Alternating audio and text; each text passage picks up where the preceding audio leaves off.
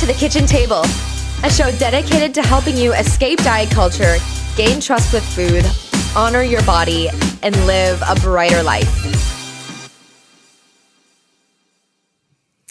Hello and welcome to episode 3 of The Kitchen Table. In this episode, I'll be talking all about how I had to transition my business out of the dieting mentality, out of the dieting paradigm, and into intuitive eating. How I made the jump as a dietitian to decide that I was no longer going to be an advocate or facilitator of intentional weight loss, and how I shifted my clients, the ones that stayed with me anyway, from that dieting paradigm into the intuitive eating paradigm. I'll share with you what my experience was like working with weight loss and why I just knew that I had to make that transition and haven't regretted it ever since. And in the last episode, if you listened or watched episode 2, I talked all about how I made my personal transition from the dieting mentality into intuitive eating, how my poor relationship with food impacted various areas of my life, and how finding intuitive eating offered me a way out, offered me hope, offered me that body trust that I needed to never have to diet again. That's what I talked about in episode 2. Now in this episode, I had to make another transition, not just personally, but I needed my business to mirror or reflect my own intuitive eating ways rather than succumbing to diet culture, which I did for the first year and a half in business. So in this episode, I'll explain to you all of what my work was like with working with clients in weight loss, in the intentional weight loss dieting paradigm, and why I had to shift out of that way into solely intuitive eating and helping my clients let their bodies lead. So before we get started, I just want to give you some context. After episode 2, you'll notice that I kind of left off and you might have thought like, okay, Alicia found intuitive eating, she healed her relationship with food, and everything is good now. She figured it out. And that simply is not the case. We are swimming in a sea of diet culture, people. We are swimming in a sea of diet culture. And I still had a long ways of figuring it out. And I tell you right now, I'm still figuring it out. I am still noticing and deflecting diet culture every day. It's constantly tempting. It's constantly in our words and in our thoughts and in the way that we treat ourselves and the way that we treat other people. That diet-centric, thinness-obsessed paradigm of how we feel we should eat, should look, should move, etc. We're constantly battling those thoughts in the anti-diet world. And I had to battle that thought process as I started out my business as a newly credentialed registered dietitian. And so after I landed a job in New York City and really discovered that that job was just not the right fit for me, I moved back to Green Bay, my hometown, after working in New York City for, I don't know, half a year, 8 months, 9 months. Moved back to Green Bay and decided that I wanted to run my own business. Decided that, yes, actually what I wanted to do was work one-on-one with clients. I always knew that I wanted to do this, but I also really loved media and PR and communications. That just sounded like such a sexy job to me at the time that I was just so on fire for it. But yeah, realized it wasn't for me, came back home, started my business, and I just really wanted to help women. I wasn't exactly sure of exactly what I was doing or what exactly I was getting into. I just wanted to pop up shop and say hey, I'm available, I'm a dietitian, and I expected people to just flock to me and look to me for advice. And that was not the case. I set up in a gym, a local gym in their closet. They cleared out one of their rooms for me, which is a very small room. And I put a desk in there, I put a chair, and I started just marketing myself as women's wellness. And I got some clients. I was just starting off, I was, working other jobs. I was teaching at the university and tech school part-time. I'm still actually part-time at that UWGB. And I was teaching and I was working at a local food co-op and starting my business. So whenever I had the time, whenever I cleared my schedule, I would go to this local gym and I would just sit in there and work on marketing, work on getting clients. And I promoted myself as just a women's wellness dietitian. And what I didn't know at the time when I started marketing myself as women's wellness, which was definitely not as niched down to like actually marketing to like who I wanted to help. I just didn't know at the time.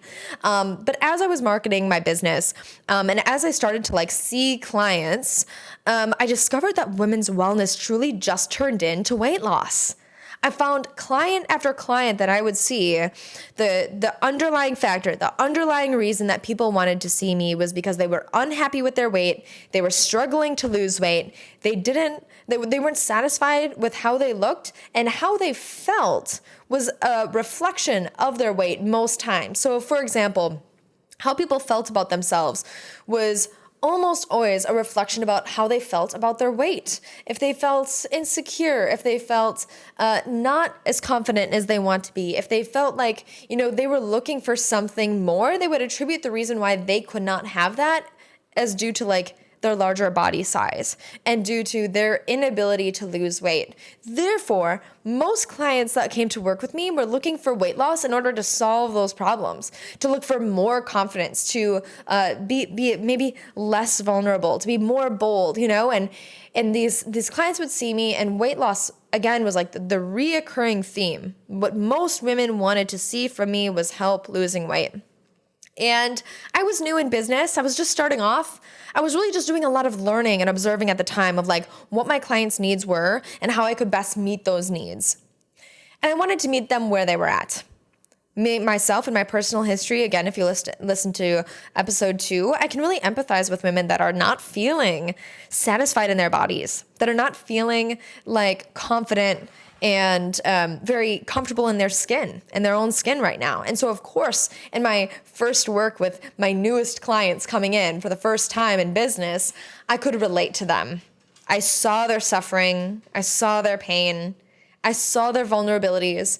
And I told myself, yeah, I was taught how to do weight loss in RD school, right? Like, I'm fully equipped. I have this credential. I'm able to help them, right? I'm able to help them structure their diets to help them lose weight and keep it off. Of course, I can take on clients that want weight loss. And so I did. And I kept on getting clients, and eventually I moved my business online where I got more clients and started to promote my services more. And my clients really seemed happy with what I had to offer. I was offering them what I called a flexible structure that was really a lot similar to MyPlate. If you know MyPlate, it's a government tool, a government diagram that has half of the plate being fruits and vegetables and the other 2/4 of the plate, one being grains and one being proteins. And on the edge of the plate, you'll see that there's a little spot for dairy. That's what the MyPlate current government tool looks like. Maybe you're familiar with the MyPyramid, which we had a decade ago. We don't have the pyramid anymore, everyone. Now we have this really vague MyPlate diagram. And so anyway, that was kind of like the flexible structure that I promoted to my clients. I said, yes, let's advocate for plant-based meals. Let's eat whole foods, right? Everything that you hear from kind of like the mainstream culture of like whole foods, not too processed, half the plate fruits and vegetables. Like this is very like typical like RDs reciting the mantra kind of stuff. And I'm thinking like, yeah, this is what I was taught in RD school. I know all the ins and outs, the biochemistry, the science as to like why these are better choices for us. Like I can back it. I can talk about metabolism. I can talk about, like ways that we utilize different sources of energy, right? Like, sure, I can talk about all of that. And I gave that to my clients. I helped them in as best of way as I could to like understand the quote unquote science of weight loss. And I promoted that it can be manipulated, that your biology can be manipulated to lose weight if you eat this way and exercise this way. Now, if you're listening to me closely, you know that like there is no equation for weight loss. We're taught like eat less, move more. We're taught like eat this way, move that way. And if you're listening to me closely, you can like hear it in my voice maybe that like, I'm like cringing as I'm saying this right now. I am cringing, but I have to share this message with you that I taught this, I promoted this because of 2 reasons. One, this is what I was taught in RD school. Yes, like dietitians, we do believe that we're qualified to talk on topics of weight loss because of our knowledge and understanding of school. and what we're taught and what's embedded in the curriculum for dietitians. And two, I know dietitians doing this today. And I just want to like fully acknowledge that like, yes, we have learned about it. We do know the ins and outs of body change. And what the fallacy here is that we can change body size. Even though we know theoretically how it should happen, that doesn't mean in actuality it does. Which leads me to my greatest point in this conversation was that even though I knew from like a biological standpoint, a metabolic standpoint, an energy use standpoint of macronutrients and how to stay nourished while also losing weight, even though I knew like tactically in my mind how that should work, my clients weren't really achieving or sustaining weight loss working with me. They were receiving so much more beyond weight loss.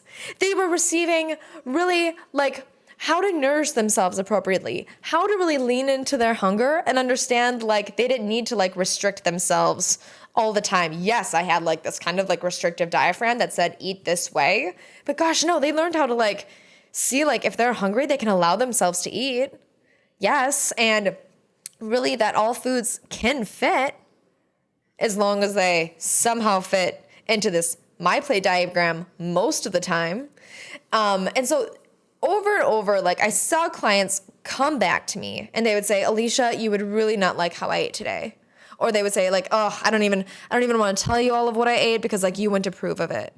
Or they would say things like, oh, Alicia, I feel so guilty about how I ate over the weekend. Or I'm feeling so bad over eating that chocolate cake at my son's birthday party.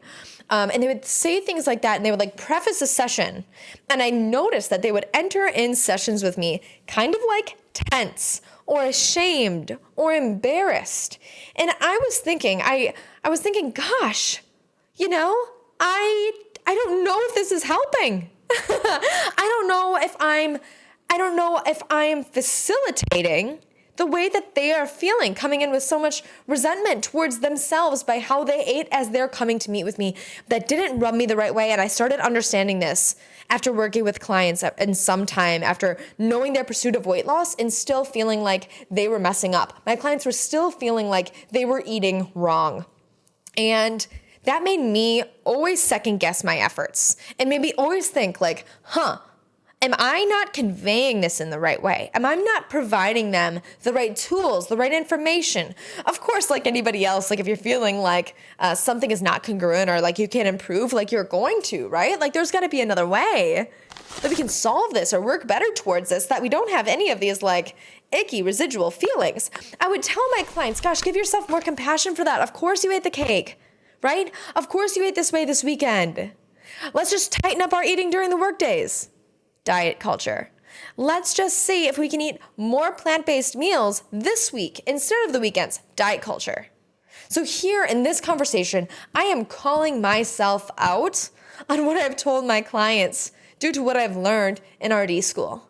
I hope this is making sense to you clearly, that yes, I thought that I was meeting my clients' needs where they were at. I thought I was providing a service for them and I was helping them lose weight intentionally, flexibly, that they could sustain for the rest of their life. But in fact, it was just another diet.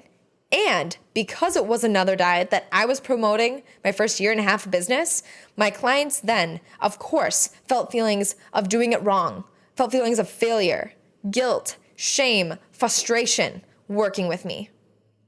And when I say that they gained other things, yes, like I created space for my clients to share about their food and body stuff. And that was one of the best things that I could have done as I learned, as I just got started in my business.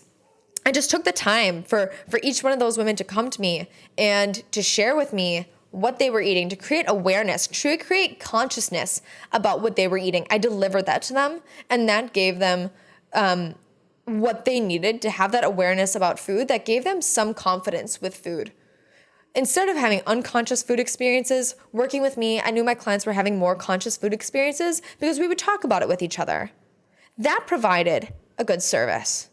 What did not provide a good service was the flexible dieting diagram based off of MyPlate that I used based off of my schooling, which I told clients, let's eat more vegetables right? Let's eat lower calorie foods. Let's talk about nutrient dense versus energy dense foods, etc. I had clients taking pictures of their plates and sending it to me. Like, I tried so many ways to make it like non-invasive, but also like I care and I'm wondering, and let's talk about what you're eating, right? And I'm not sharing this with you right now because I'm feeling like I've wronged those clients. There's a part of me that might feel that way. Truly, there's a part of me that might feel like, like I could have done better. I am not sure if that was exactly right. I'm not really sure if I could meet their needs with weight loss the way that I told them that I could. But I thought that I could, right? Because I'm an RD and I had the schooling and I know about how it works. But what I wasn't willing to do was restrict my clients' diets enough. I wasn't willing to make a meal plan for them. I wasn't willing to tell them, measure out your food and log it on MyFitnessPal. I wasn't willing to have them take transformation photos of themselves. I wasn't willing to have my clients weigh themselves. I wasn't willing to take any of those extremes to even measure if like weight loss actually and fat loss was actually happening. And I'm realizing this as my coach at the time was saying, like, Alicia, like, what are you doing to actually like quantify your results for your clients? Like, what are you actually doing to show that your methods of weight loss are working? He's like, are you doing transformation photos? Are you getting photos of like them stepping on the scale? Are they tracking anywhere? Are they on MyFitnessPal? Like, are they using any of those dieting tools right now that we can like use to like market to the masses to say like, yes, Alicia's this weight loss dietitian? And this was the moment where I said to that coach at the time, like, no, I'm not using any of those tools. And he goes, well, you should really think about taking transformation photos or having them weigh themselves or tracking in some. And I just like, I got like this pit in my stomach because I tried my best to deliver my clients what they were looking for, but I was not willing to see them struggle so immensely throughout the process and objectify their bodies in the process either. I was not willing to see them go through that. I did not feel like I needed to see my clients posting photos and sharing them with me in their bathing suit. I did not feel like I needed to see that type of quote progress to ensure that my clients were being healthy. And I had this realization in that moment after hanging up with my coach in that moment, thinking like, I can't do this anymore. I can't expect my clients to achieve weight loss and for me not to feel comfortable in quantifying that weight loss and objectifying and restricting their bodies and themselves in the process. I was very conflicted. And at this point, just to give you broader context, my business was sailing. My clients were happy, right? They were actually like feeling like they were connecting with their bodies through food and being more conscious in their eating experiences. And by us having that space to work together in a session, to bring that consciousness to their food experiences, for them to share their thoughts and their feelings about food, there's much of a service that was provided in that. But what I wasn't willing to do and what I recognized in that moment is that I wasn't willing to manipulate my clients' eating or my clients' movement to ensure that they lost weight. And this is why I knew that they wouldn't be able to sustain it. I knew that those restrictive measures, I knew that the over-exercising or the exercising more than they were, like setting high goals in both respects, even if they were just incremental goals, right? They say like, oh, just build up to it. No, I know that that's not sustainable. And I don't want my clients to have to feel like they have to meet with me every week of every day of every week of their lives to be held accountable for the rest of their lives to keep the weight off. That doesn't seem healthy. And when I realized that weight loss was getting in the way of me actually delivering overall health outcomes for my clients, I shut everything down. And I had to do a super reality check and just say, Alicia, what are you about? Weight loss or health? Because I felt health was something that I always wanted to promote for my clients. But if I looked at their health mentally and emotionally, they were distraught When I'm saying like they feel like they failed, I mean they were experiencing immense contraction probably before hopping on a call with me, embarrassed about what they ate, feeling ashamed for not doing it right. And if I talked about their mental and emotional health, I was not serving them when I was really facilitating intentional weight loss through that flexible dieting paradigm for them during that time. All I was focused on, the majority of it was on their physical health, because that's what they came to me to see. That's where I wanted to meet them, where they were at, was for intentional weight loss. But when I thought of their mental and emotional health and their health overall, I wasn't thinking of their health overall and the longevity of their health overall. Because I knew that that diet, however much I stressed it, was flexible, no matter however much compassion I tried to fuse into the space, no matter how much like empathy that I had for my clients, I knew that it was restrictive. And I knew that that's what it took for them to manipulate their biology enough to see weight loss. And I knew that weight loss in that way through constant restriction is going to not be serving to them in the long term. It's probably not going to be sustainable. And so I had like this awakening. And at this point, I had known about intuitive eating. I had read the book Intuitive Eating. And to be honest, I was probably really practicing intuitive eating myself. At least intellectually, I understood it. But my business was successful and I was seeing clients. And I was still thinking that like weight loss can still fit in this paradigm. Weight loss can still fit. My clients can still be very conscious of their food experiences. My clients can still honor their hunger and fullness. And they can also achieve weight loss at the same time. And I found that that's not true. As much as I tried to buck that system, as much as I tried to still meet the wants of my clients, the desires of my clients, I found out that it's just not congruent with intuitive eating. And we'll do another episode on this, but with intuitive eating, you let your body be the sole decision maker on what, when, or how much to eat. And when we're focused on diets tell our bodies what, when, and how much to eat, because we have to manipulate those three things in order to see weight loss outcomes. It's just true. And so when I realized for the first moment after having that conversation with my coach, after immersing myself in the text of intuitive eating, after like really taking a pause and stepping back and looking at how I'm achieving outcomes for my clients, looking at their health physically, mentally, and emotionally, I pressed pause on everything. And I did not onboard clients for 4 months. Last year, yeah. Or about a year, a year and a half ago now. Just press pause. I just said, okay, I don't like what I'm doing. It's not aligning with who I am and how I'm meant to show up. And on top of that, this is throwing me back into my dieting mentality, my disordered mentality that I had to overcome in my college years. This is throwing me back to the poor relationship I had with food, and I'm seeing it in the lives of my clients. I'm seeing my clients struggle with their relationship with food, and my intentional weight loss efforts to help them, my flexible dieting diagram, my efforts to help them intentionally lose weight, it's not helping. It's not helping. They're still feeling guilty. They're still feeling like they've failed and they've done something wrong. And that's exactly how I felt. I had to do a huge reality check and just say, wow, Alicia, not good. And you got to pull the plug on this right now. And I was making good money and I was very busy and I had a lot of happy clients that were just like, what? You're not going to help me lose weight anymore? Yeah. I told them, I said, like, actually, this is not, I had to like, just immediately, I felt like ethically torn in this moment. After having this realization, I said to my current clients, I had 27 clients at the time, which actually is a very high number, to just have all at one time. I'll never have 27 clients again. That was like way too many. I want to have like just a very limited number of clients that I can just like love entirely. That's just how I want to operate now. That's just a side note.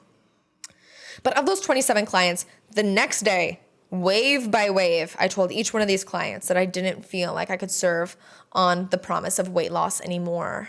I told them exactly what I'm telling you right now, that I just don't think that this modality is working, and I'm not willing to restrict their diet more, which I was really using that the My Plate diagram. I didn't feel it was restrictive, but actually it might not have met all of their energy needs. It was just like a flexible diagram, I called it, and I can get more into like the nuance of that in a different episode of like why I use that. But it wasn't like a weigh out your food and only eat this much and this amount of calories. We didn't really use numbers in that way. So it was kind of like not a good marriage of them both. I wasn't even like all into dieting and I wasn't all into intuitive eating. I was like on the fence. And I just like hopped that fence into the intuitive eating side. And I had to tell my clients just straight up that I wasn't going to deliver on that promise of weight loss anymore. And that I would love for them to jump fully more into intuitive eating with me. I kept 6 out of 27 clients. And many of them left me after that conversation that I had with them, just being fully transparent of how I felt about intentional weight loss efforts. And I cut my income of, to like a third or a fourth of what it was. And I didn't regret it. It was almost like I had this awakening of like totally needing a restart, totally needing to refresh. And so in that 4 months, this is what I did. I thought about my business systems. I thought about the ways that I interacted with clients, the things that I learned from the dieting paradigm, things that I knew that the dieting paradigm could not deliver for me when I ventured into the intuitive eating paradigm. I read the book Intuitive Eating again for the second time. This time, not to only just intellectually understand intuitive eating, but to embody the principles of intuitive eating myself. I knew that if I wanted to transition my business solely into intuitive eating, I needed to know that I was 100% confident in my own intuitive eating practice, which is something I did not do when I was seeing clients for weight loss. No, I wasn't like, taking pictures of my body, weighing myself, nitpicking my food choices. I was basically eating intuitively while talking to my clients about weight loss. Talk about not being congruent or not aligned with my beliefs or my own eating style. I needed everything for once to be synergistic and aligned with the person that I am and the work that I'm meant to be doing. And more so, I needed this to be the opposite of the dieting paradigm. I needed it to be the opposite thing, the thing that got me out of a poor relationship with food in college, in that eating disorder treatment facility. I needed the thing that got me out of that. And that thing that I needed at that time, the thing that I needed probably in like 4th or 5th grade, definitely in high school, is intuitive eating. And so I embodied the principles. I found them in myself reading that book for the second time, and I highly recommend the book. Again, it's Intuitive Eating by Evelyn Tribole and Elise Resch. They just had a new edition come out. I haven't gotten the new edition yet. Can't wait to get my hands on it. But I knew that I needed to embody the principles, so I needed to give myself a quarter of a year to know what direction that I was going with business now. And when I opened my doors, everyone was skeptical. This is at least my perception of what happened on social media when I did the switch. But I did this whole kind of unveiling of hey, just to be transparent with all y'all that have been following me this whole time, I'm not weight loss anymore. Sorry if you're here to find out what food to eat to lose weight, what supplement to eat to lose weight, anything like that intentionally to lose weight. You won't find it here anymore.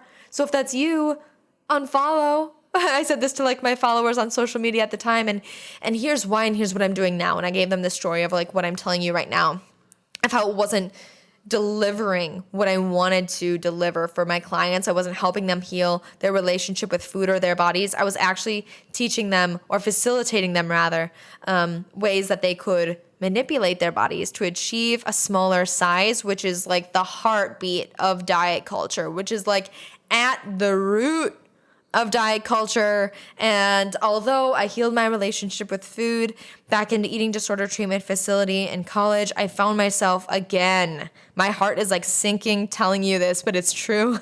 I found myself sucked into diet culture again when I started my business. It took me 1.5 years to realize, no, this is not me. This is not right. This is not how I want to serve these people, my clients whom I love.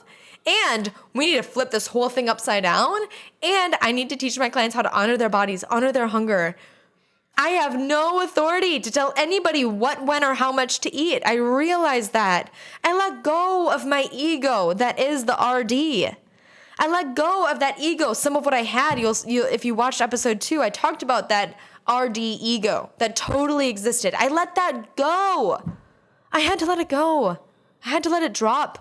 And I had to listen to my clients and what they were saying, and what they were saying in that weight loss paradigm, in the guilt, in the resentment, for themselves and in the shame of their eating choices, what they were really saying is, I'm denying my body of what it wants. What they were really saying is, I'm denying my hunger when it's showing up. What they're really saying is, I'm not allowing myself the unconditional permission my body needs to not feel that tug of war relationship with food. That's what they were really saying, and I wasn't able to hear it until I pressed pause on everything, redug into intuitive eating, and made the switch.